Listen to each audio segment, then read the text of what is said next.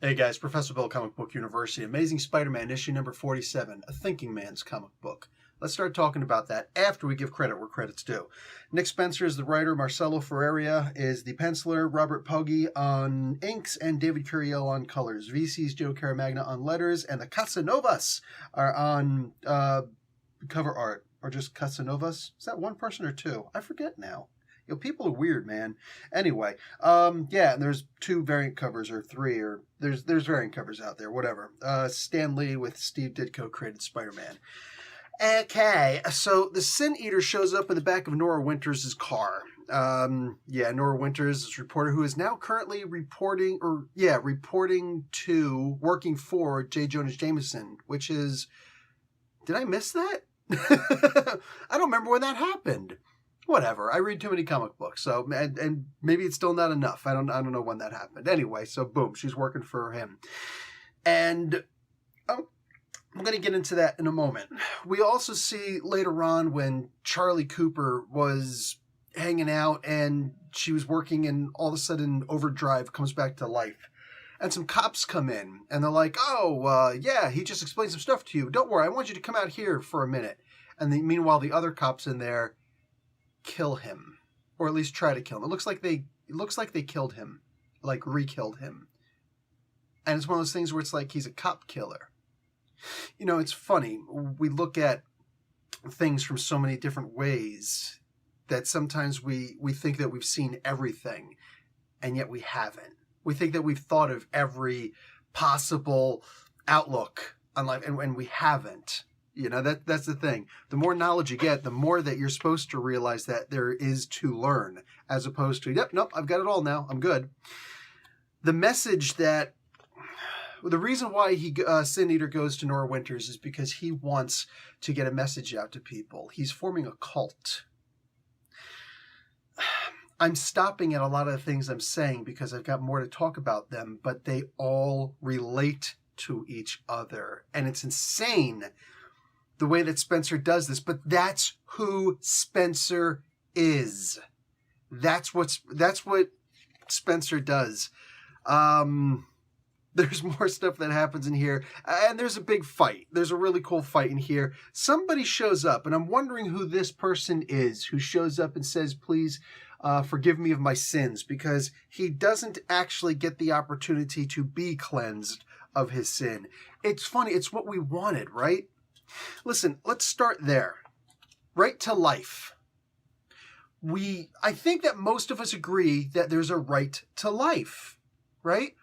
When you're a kid, you can't advocate for yourself. So some people say, well, you have to go by most people say you have to go by the best intentions of the mom. But other people say, well, if they're not going by my intentions, then the intentions of the mom aren't pure enough. So no, we all have our own beliefs. By the way, there's some people who don't like when I get into philosophy. You're free to leave now.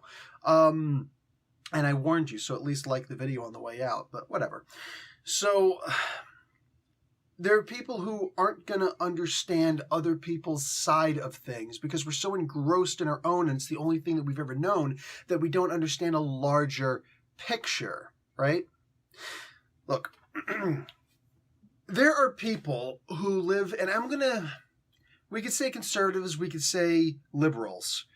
I'm gonna branch this out into a larger platform because the world isn't just politics, all right? It's identity. It's who we are, our upbringing, okay? And there are people who are conservative in big cities and people who are liberal in, rural areas. So let's look at it from a more rural as opposed to urban area. And urban doesn't mean black. Urban means New York, Toronto, okay? Like big cities, LA, So the people who live in rural areas, the way that they will see people who live in big cities is, wow, a whole bunch of people living in a building where the bottom floor of that building is smaller than my backyard.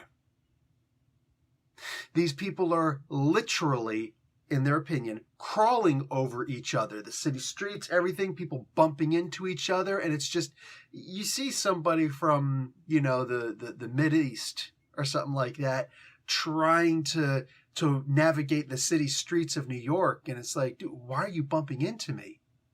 You know what I'm saying? It's like you get mad at them, and then you just realize, like, it's just the way it is, and nobody even bothers looking back at you because the streets are so crowded. What are you going to do? Try going to L.A. Look what it's like out there. It's worse. And then meanwhile, the people who are out in the cities who, you know, when you're close to each other, you may not like each other, but you do develop a certain level, usually you develop a certain level of empathy out there. You recognize that even if you don't like your neighbor, you don't want something bad to happen to the neighbor, because at least this is the person who you can essentially trust, right?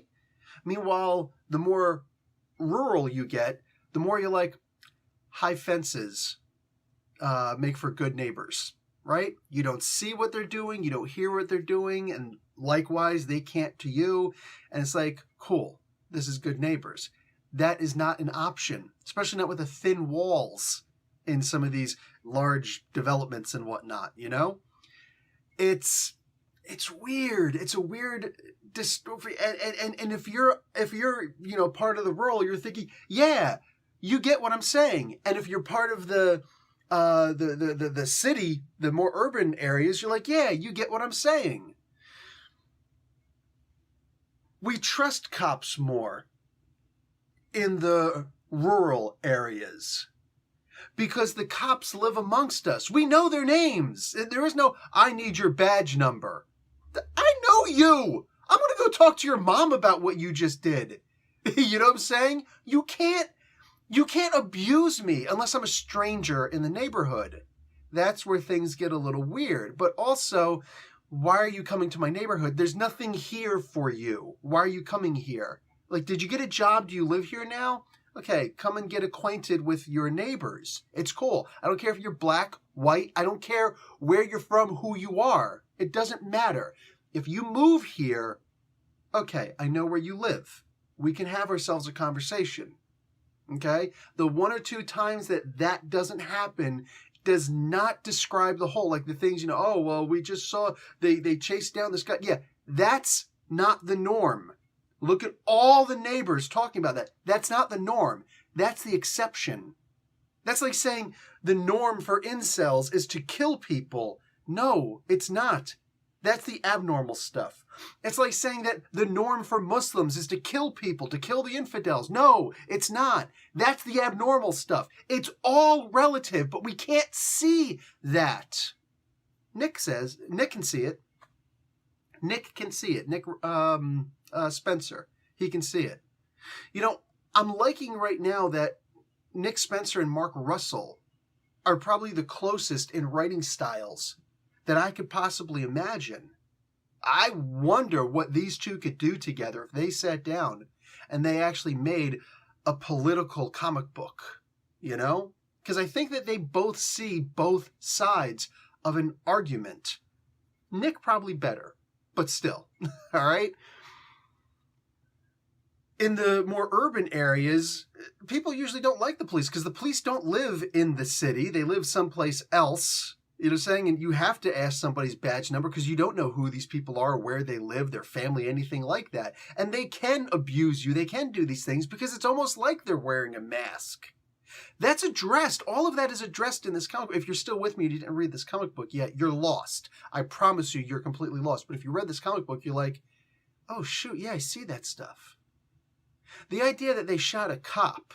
You see, cops will form that bond in cities, in the urban areas, the cityscapes. They will form that bond with each other. They will get that us versus them mentality when you don't live amongst the community that you serve, when you don't live in the community that you serve.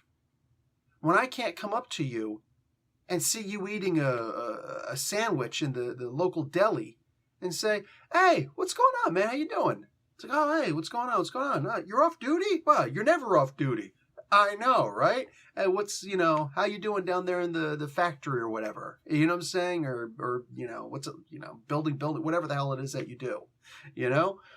When you know each other, there's less of a likelihood, like when everybody knows each other, there's less of a likelihood that you're going to hurt somebody. I know people can be like, oh, Derek Dorn knew Floyd, Floyd. You know what I'm saying? Like, he knew him. Yeah, but it's not the same. That's not the same. You know somebody, don't like somebody, whatever. It's the idea that everybody in the community knows each other. Everybody knows that you guys know each other. Not just, oh, it was reported that they knew each other. No. When everybody knows. When you don't need a local news station because you have each other. You know what I'm saying? You can form that blue line when you're out there in the more cityscape type areas. But when you live in a more rural area, when you have open freedom, Jesus, nobody wants to lose the freedoms that we have. But we come into a certain world, right? We come into a certain world, and when you live in a city, you compromise a lot. You compromise a lot. I know when I lived in the city, you had to get used to compromising a lot. Everything is videotaped. Nobody want that out in the rural areas. What do you do? What do you got a video camera outside your store for? Like if it's pointing towards the door, sure, I guess I get it, but why? You know, I don't want to be videotaped as I'm walking down the street. You know, just it is what it is, man. Genuinely, it is what it is. But you automatically compromise these freedoms, and this is why people in the big cities oftentimes can't understand how people down in central Florida, no, not the outskirts of Florida, not the beaches of Florida, but the insides of Florida and certain areas of like Georgia and whatnot, where they have more open space to just do what they want. Nobody needs public parks out there. You know what I'm saying? Because my backyard is my park. Hey, neighbors, you want to come over? You know what I'm saying? Stuff like that. You want kids to come over and hang out? Let's have a barbecue or something like that. You can do that. You don't need to go to a park to do that. Neutral ground. What is this? Gang rivalry? Let's meet on neutral ground. Have a cookout. What the hell is that? You know? Instead, and you can have that in the city. I've been to block parties before. You know what I'm saying? That is, if you haven't been to a block party, which can be black people, can be brown people too. If you haven't been to a block party, man, you're missing out. You're missing out big time. You're talking about a smorgasbord of food. But there's just so much. There's so much out there when you learn how everybody lives, or at least get a taste for how everybody lives, how they understand the world. You wonder why people, out in the more rural areas refuse to wear a mask because, my freedom. Yes, because they're not used to making compromises. And is it good to make compromises? There is no right answer for that. Yes is the wrong answer. No is the wrong answer. There is no right answer. It just is what it is. You have to make do with what you got. At the end of the day, I constantly talk about how the world is not a light switch. So when people come with extremist mentalities, and you might not think it's an extremist mentality, but if you don't understand where somebody's coming from and you right away want to start using pejoratives and oh, you're whining about this, or oh, you're an idiot, or oh, you can't understand such and such and such. Maybe it's you who don't understand. Maybe it is the individual. Maybe it's not. We all have our jackass moments, myself included. Some of us have jackass moments. Some of us have jackass days. Some of us just live the jackass life. You know what I'm saying? JAL. Man, that's a weird one. Just be JL, like Justice League, jackass life. Anyway, we have to see the world more as a dimmer switch. Yes, there's on, yes, there's off, but there's also shades of gray in between, right?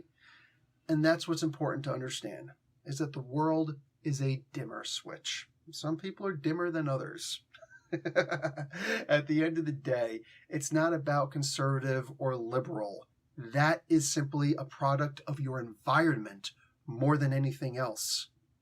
And I think that Nick Spencer really understands that better than any other writer out there. It's one of the reasons why when people attack him, verbally, he can usually just let it slide. He can usually just look at it as, why would I even bother to respond to this person? If you're young, you'll grow up. And it's the truth. If you're young, you'll grow up. And if you're already an adult, if you're already grown up, then you're emotionally stunted. Either way, there's nothing that I can do to make you install a dimmer switch as opposed to that light switch. That's just the world that we live in. And it's great when you see a writer who understands that and you can pull that out of his writing. Nick Spencer, I keep saying it, is one of the best damned writers out there in comics, possibly anywhere else. Like he gets it. He gets obviously walked multiple areas of life, and he can write about a thing without judging a thing. And people on the left can look at this and say, I agree with this. Or if you're more of a negative person, you'll say, oh, I hate this. But then people on the other side can look at this, and if you're agreeable, it's like, oh, I can see this. But if you're disagreeable, no, I hate this. But if you just have a truly independent, mostly non-judgmental mind, like I try to employ in my own life, like I like to, be as non-judgmental as possible.